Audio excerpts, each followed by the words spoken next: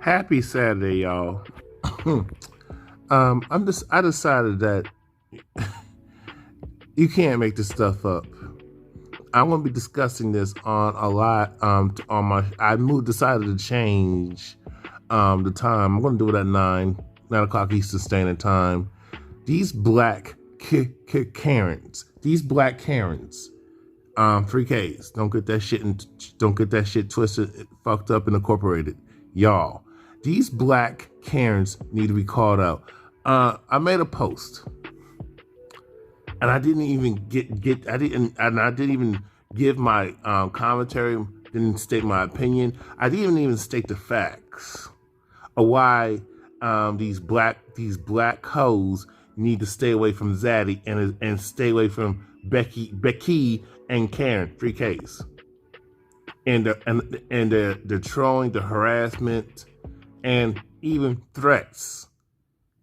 But black men are victimized and but they said black men are victimizing black women left and right, which is a bunch of lies based on false statistics but that they got from these feminist sources and Gossip and Oprah and them. Terry McMillan, all this black female victimhood is a lie. Okay? These pro-blacks can talk about that, black women being victims. A lot of the victimhood is self-inflicted, and there needs to be accountability. A lot of these black mothers are to blame.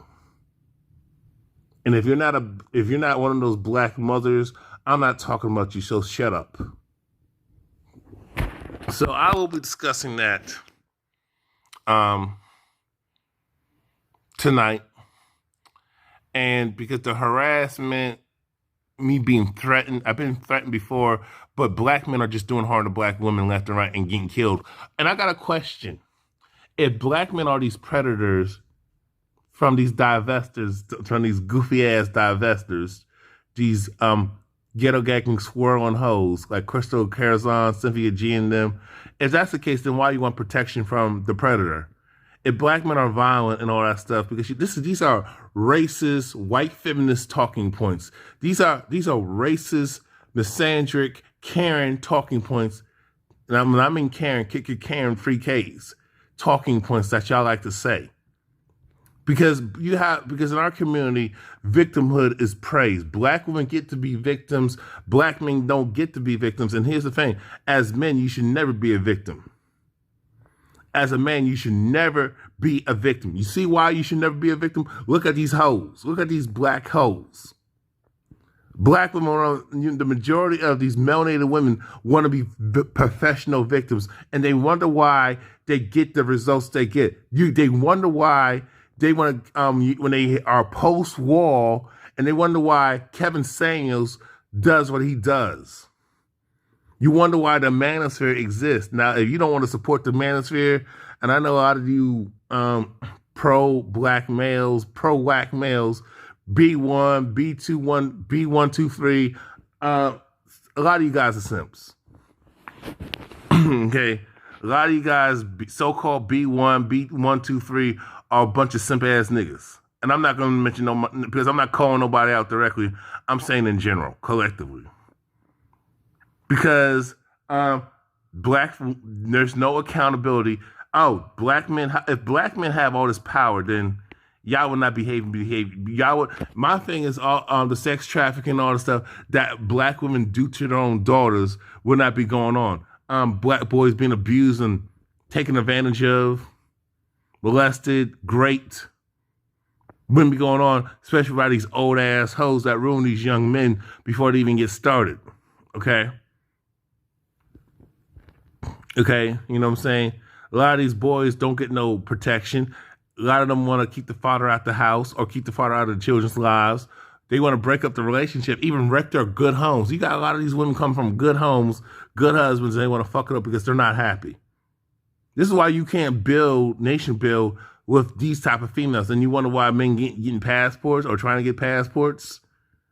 And I'm like saying, and you wonder why a lot of brothers, especially ones who are well-to-do, yes, y'all say y'all don't care about money. Oh, y'all don't care about money unless, yeah, you'll have your 304 fun with Pookie and Ray Ray.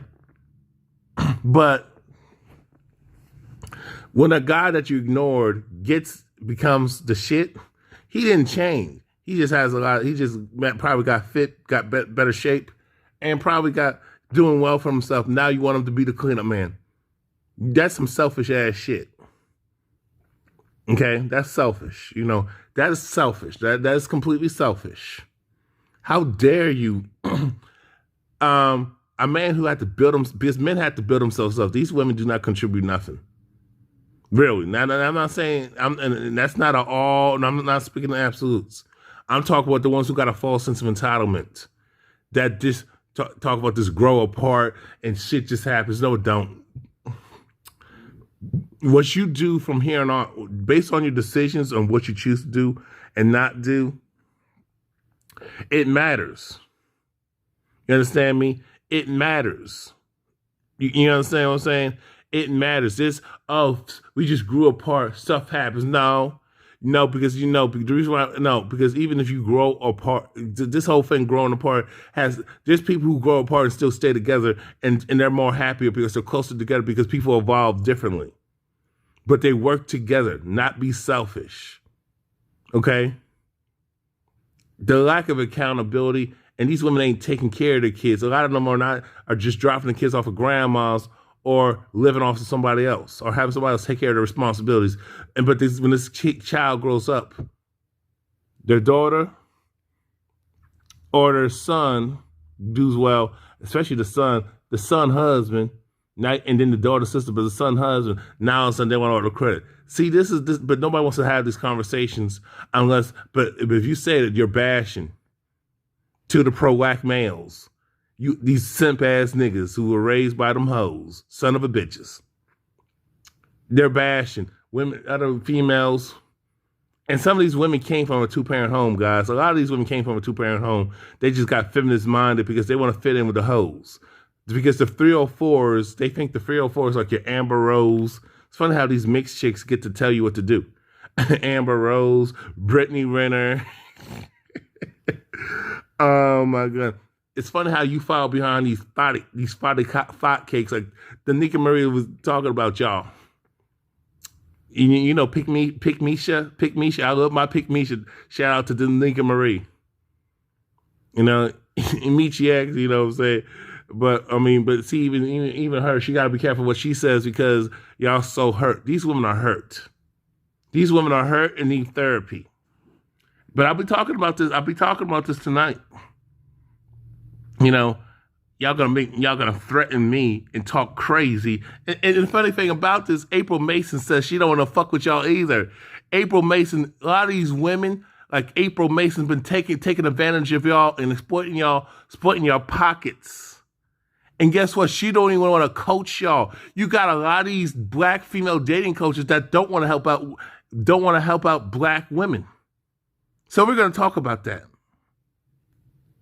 Talk to y'all later. I stopped matchmaking. And the reason I stopped matchmaking is because I literally I can't handle female clients. You got issues and unresolved issues, and you got a temper, and you're bossy and you're controlling, and men don't even like to be around you long term. You run everybody away. You think you're so much the ish that you're bougie and vain and stuck up. And men don't like it. And you wonder why you can't keep a man. You wonder why nobody wants to be around you. But in the meantime, boo, you're not even half the things that you have on your list as requirements for a man. You're not even half those things. But you want that in a man. I was like, I knew I had to get out. I had to get out because they're unrealistic. Expectations has been our downfall. We have made up ideas about what a relationship and a husband or a man is supposed to be like. And who back then in the 90s, including her, who used to say things against me, have come around. And the women write me and say, I used to not understand you, I was young. See, remember now, the women who was 30 then is 60 now. Okay? The women who, was 40 then is 70 now. All right? And so they've had to relook at it.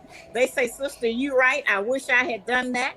And then they say, my daughter got married. I bought her a book and I told her, you better read this before you get married.